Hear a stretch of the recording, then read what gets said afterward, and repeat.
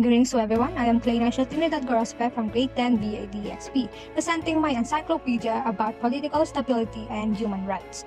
First, we will hold on to political stability, a fundamental concept that captures the level of stability, uniformity, and peace upheld by a government is called political capacity. This capacity is demonstrated by the existence of trustworthy organizations, clear policies, and unwavering commitments to maintaining the rule of law. Political skill affects many aspects of life, from education to governance, and is essential to the proper operation of society and the growth of communities. The most direct area to observe political competence is governance, one that can establish and uphold stability within its sphere of influence is a government with significant political skill.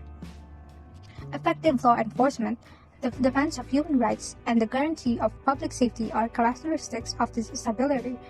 Governments with political stability are better able to respond to the demands and preferences of their people, which boosts economic growth and social welfare. Additionally, a stable political climate attracts greater foreign investment, since capitalists are more willing to put money into nations with stable political environments and little danger of abrupt changes. These kinds of governments lower bureaucratic barriers, which facilitates corporate operations and creates an atmosphere that is favorable to economic growth. Consequently, this raises the nation's total level of living and increases its competitiveness internationally. The ability of a government to adjust to both internal and external changes and challenges is another aspect of political skill in governance. When faced with crises like natural disasters, economic downturns, and social unrest, a government with strong political acumen may respond to them successfully by putting policies in place that lessen damage and encourage recovery. For long-term stability and growth to continue, this adaptability is essential.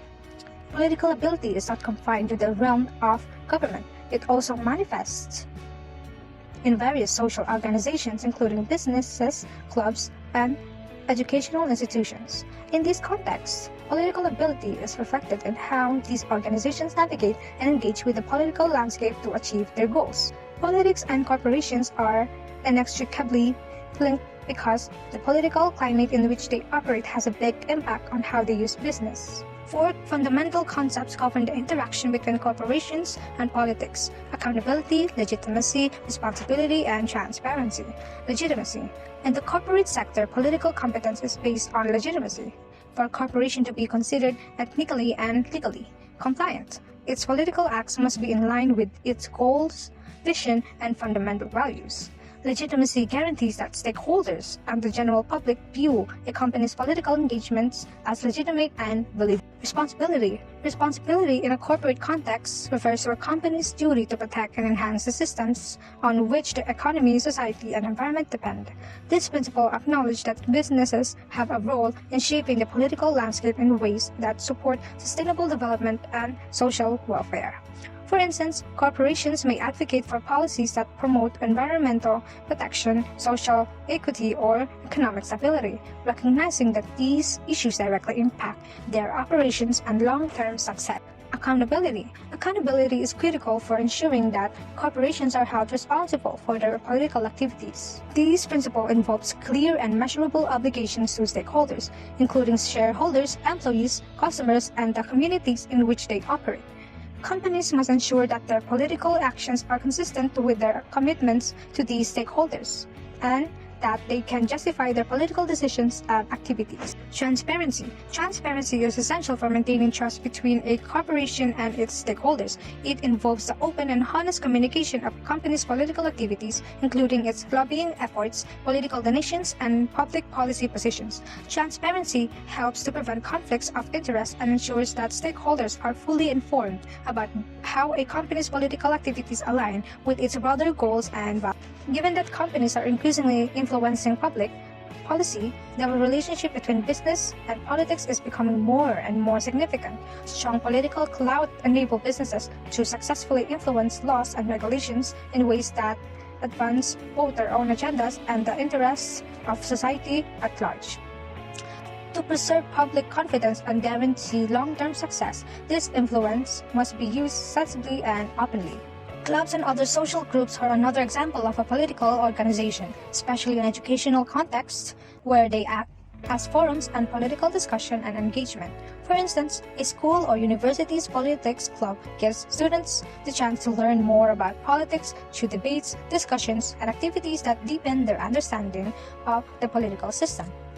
These groups' main goal is to provide a welcoming atmosphere where students from all backgrounds can join together to discuss and learn about politics. Usually non-partisan, these groups welcome students with varying political perspectives and promote civil, well-informed debates. Students who participate in these clubs learn a great deal about how governments function, the value of civic engagement, and how political decisions affect their daily lives.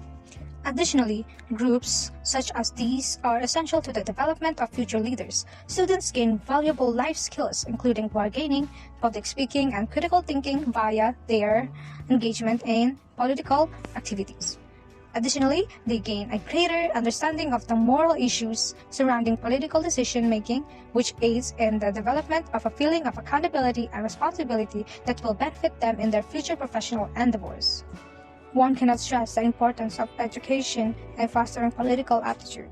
Important places for young people to learn about politics and acquire the skills necessary to become knowledgeable and involved citizens are schools and colleges. In order to help pupils understand the complexity of the world and actively engage in democratic process, political education is a must in schools. Political education should go beyond the mere analysis of political candidates or parties. It should involve teaching students how to critically evaluate information, understand different perspectives, and recognize bias in media and political discourse.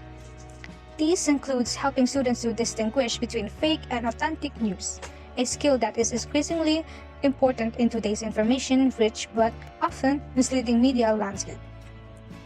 Political education should place a strong emphasis on civic involvement and how each individual may influence the political environment in addition to critical thinking. It is important to support students in voicing their opinions, participating in discussions, and taking part in neighborhood events that advance social and political change by encouraging conversations that allow students to consider their own values and beliefs while also respecting those of others. Teachers play a critical role in this program. Developing strong bonds with pupils is another essential component of a successful political education. Instructors must establish a space in the classroom where students are free to discuss their thoughts and feel that their opinions are heard and respected.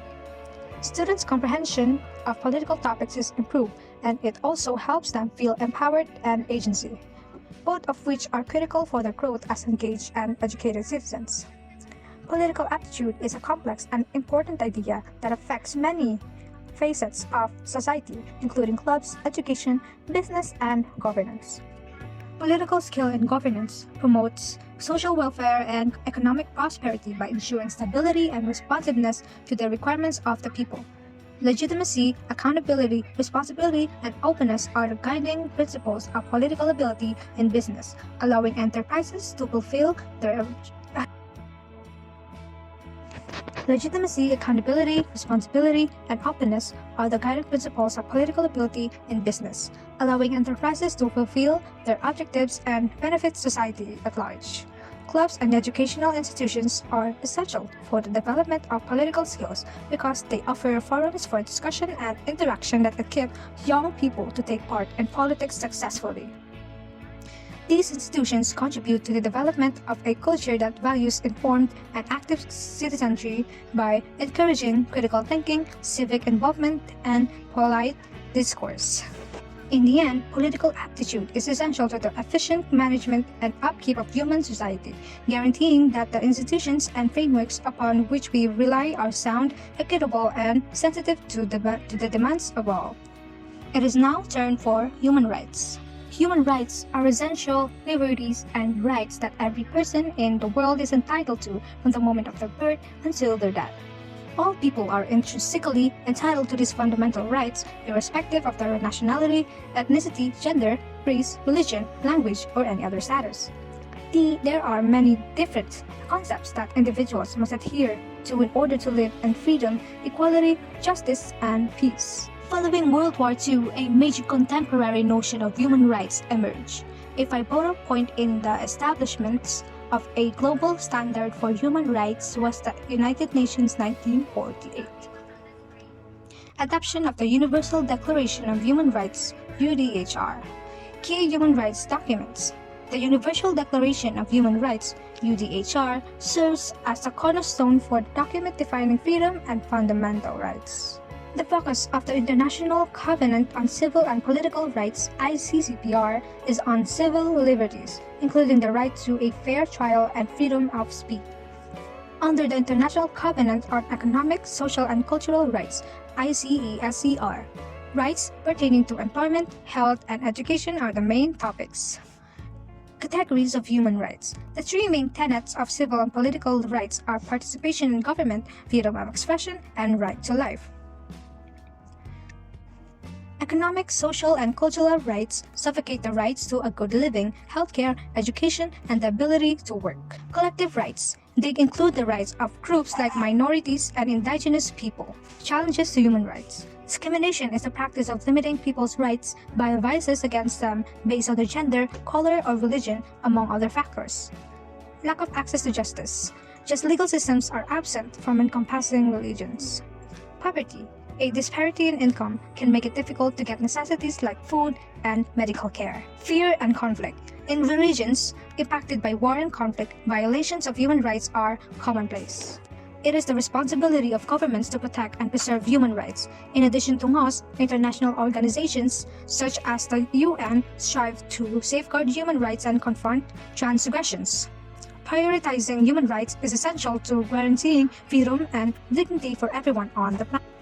Although there have been improvements, continuous work is still required to safeguard fundamental rights on a worldwide scale. The foundation of justice, freedom, and dignity for every person is found in human rights. They cover a wide variety of rights, including social, cultural, political, economic, and civil, and all of which are vital to each person's growth and well-being. A strong foundation for the preservation of human rights has been established by the Universal Declaration of Human Rights, UDHR, and later international accords, but the fight is far from done.